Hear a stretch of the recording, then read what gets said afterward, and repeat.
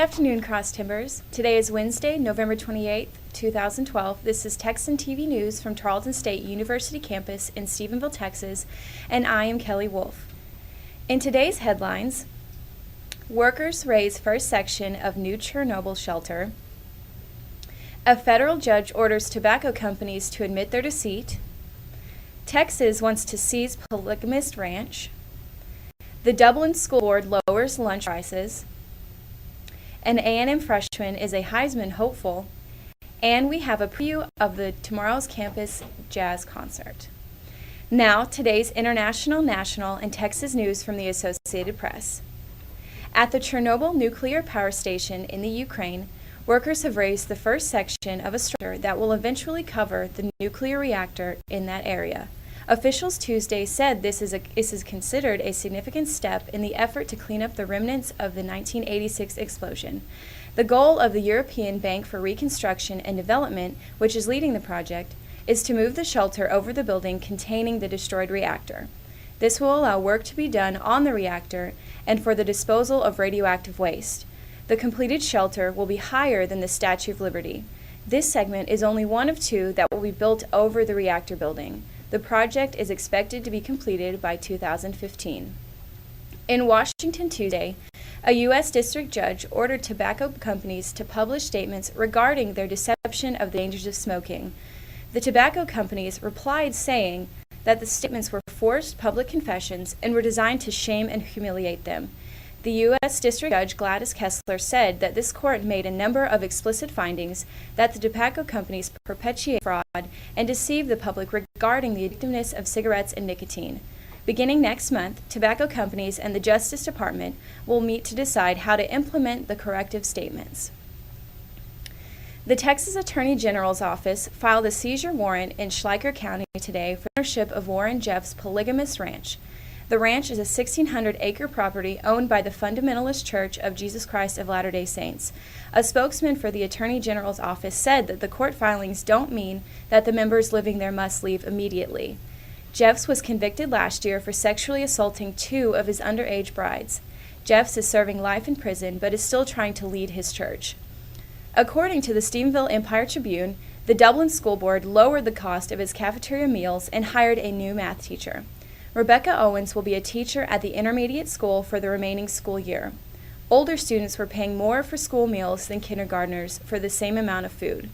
Now the older students will get the same amount of food and pay a lower price.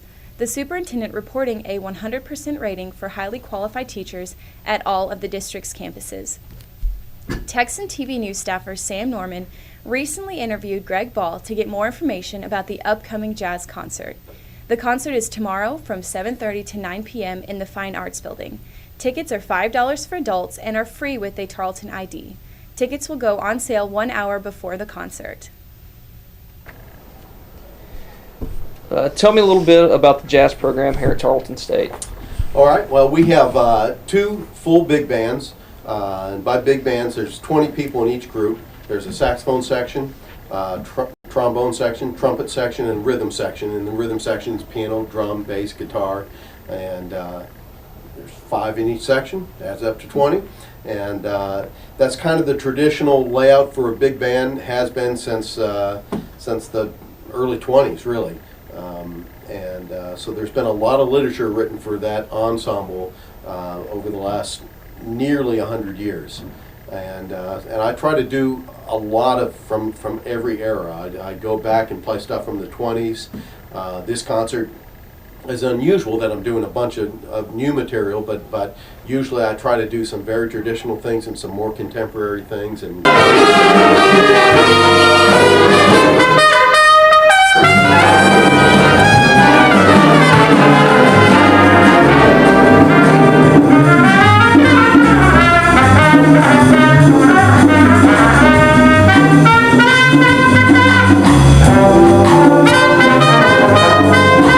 Why do you believe that jazz is important to the campus here at Tarleton State?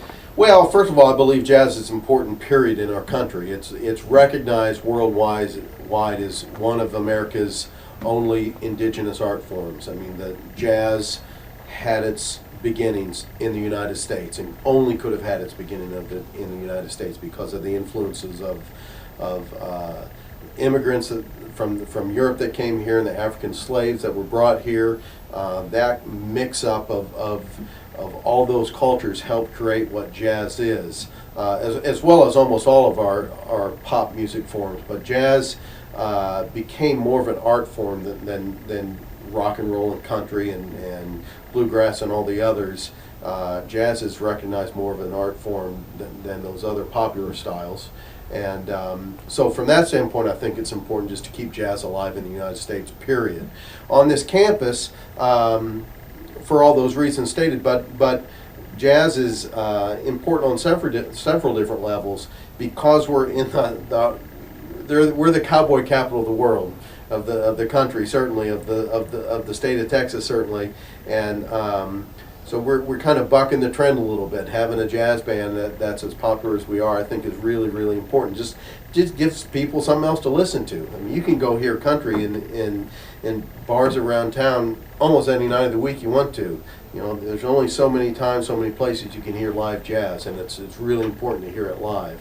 But from an educational standpoint, all of our students who are going out to teach in the public schools, eventually, if they're in a band program, chances are they're going to the high school is going to have a jazz band, and that's changed significantly since I started teaching here. Especially the small schools. A lot of the small schools didn't have jazz bands, but many of them do now. And it's just going to be part of your teaching load. You're going to be out there. You're going to be expected, especially if you're a saxophone player, trumpet player, a rhythm section player for sure. If you play those instruments, they just expect that you know what jazz is about and can be able to teach it. So. Today with us in the Texan TV News studio, we have Jonathan Macklin. Jonathan is a part of the Jazz 2 ensemble here at Tarleton. Thank you for coming in. No problem. Why don't you tell us a little bit about what you'll be playing for us today? I'm playing Softly as in the Morning Sunrise by Sigmund Romberg. Is this a solo you have during the concert? This is a swing section that's played in unison throughout the band. All right, well, would you like to play?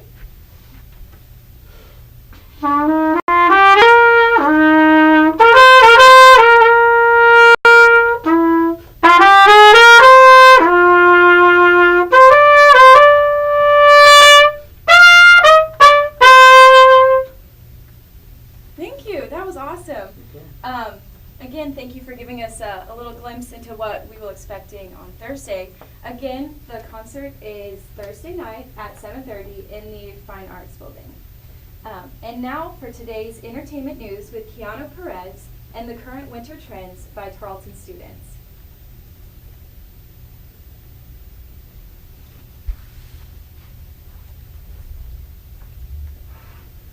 North Face, sweater, Uggs, and sweatpants can only mean one thing. It's winter weather here at Tarleton State. Freshmen are going home and getting those winter clothes boxes, and everybody else is pulling out their jackets and coats. With winter here, apparel has changed, and I'm here to tell you what's in style at Tarleton State this beginning of winter season with What's Trending. Starting from our feet and working our way up is footwear. The always in style College Sperry is still in trend, working for both males and females. Girls are starting to pull out those Ugg boots, which always make a winter comeback. Now in trend for girls, I realize here at Tarleton is riding boots. To keep those legs warm, Texans are wearing those always comfortable to put on and wear in the morning sweatpants. Blue jeans are becoming more average than usual, along with girls pulling off tights. Winter sweaters from stylish to tacky are back to celebrate the holidays and keep students nice and warm. Pea coats are in trend for both males and females, and is a personal item on my Christmas wish list. Girls are pulling out those vibrant scarves. For headwear, people are putting on beanies, and for girls, knitted headbands are in trend. Now you know what's trending and have no reason not to be, unless you're a hipster.